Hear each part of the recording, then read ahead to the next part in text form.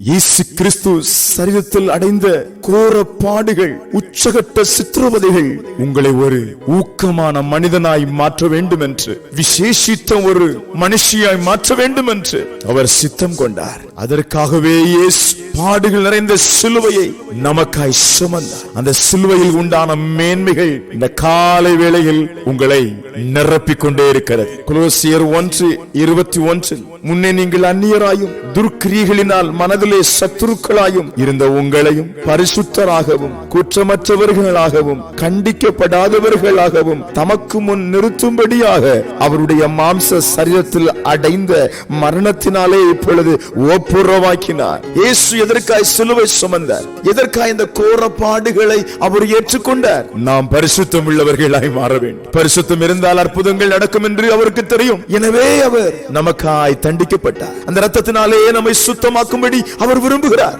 இரண்டாவதாய் நாம் குற்றமற்றவர்களாய் இருக்க வேண்டும், மாசற்றவர்களாய் இருக்க வேண்டும். எல்லா குற்றத்தையும் தம்மேல் சுமந்து, சர்வலோகத்தின் பாவத்தையும் தம்மேல் சுமந்து நமக்காக இயேசு குற்றமற்றவராய் சிலுவையிலே தூங்கினார். நம் குற்றத்தை மன்னிக்கும்படி, நம் குற்றத்தை மாய்த்து விடும்படி இயேசு சிலுவையிலே தூங்கினார். எனவே ஒரு குற்றமற்ற வாழ்க்கை வாழ இன்னைக்கு நம்மை ஒப்பு கொடுக்கலாமே. குற்றமற்ற ஜீவ பலியா எனக்காய் சிலுவையில் அடிக்கப்பட்டவரே, ஒரு குற்றமற்ற வாழ்க்கை வாழ என்னை உம்முடைய கரங்களில் தருகிறேன் என்று இந்த காலை வேளையிலே அர்ப்பணித்து பாருங்கள். உங்கள் மேல் கர்த்தர் பிரியமா இருப்பார். மூன்றாவதாக நாம் கண்டிக்கப்படாதவர்களாக, தண்டிக்கப்படாதவர்களாக, சாத்தான் நம்ம தண்டித்து விடக்கூடாது, பாவம் நம்ம தண்டித்து விடக்கூடாது, நாம் தண்டனையை பெற்றுக் கொள்ளக்கூடாது என்பதற்காக இயேசு சிலுவையிலே தண்டனை ஏற்றுக்கொண்டார். இதுதான் உண்மையான பாசம். சரீர மண்டலத்தில் ஏகப்பட்ட பாடுகளை ஏற்றுக்கொண்டு நம்மை அவரோடு இணைத்தார். ஒருவேளை இந்த காலை வேளையில அவரோடு இணையாம நீங்க தனியா நிக்கிறீங்களா?